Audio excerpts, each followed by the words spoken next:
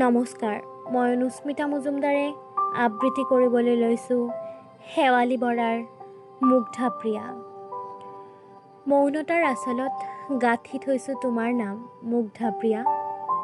মৌনতাৰ সিপাৰে তৰা বচা আকাশৰ পৰাই মোক এদিন ৰিঙিয়াই মাতিবাচোন মুগ্ধা প্ৰিয়া। মই দুখবোৰক সেইদিনা আঁতৰাই থ'ম তোমাৰ কবিতাৰ জোনাকত সিক্ত হ'ব পৰাকৈ।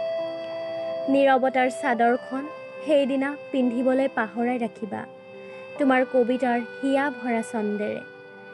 বৰ্ষণমুখৰ নিশাৰ আকুলতাৰে এবাৰ মাথো তোমাৰ শব্দেৰে মোৰ মৌন হৃদয়ক জোকাৰি দিবা।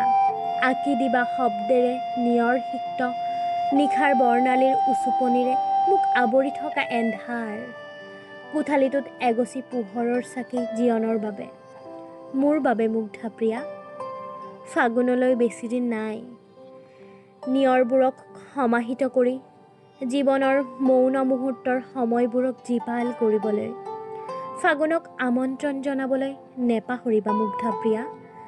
স্নিগ্ধতাৰ অৰ্ণৱ আকাশত তোমাৰ অলকেৰে আবৃত হ'ব খোজো বাৰে বাৰে।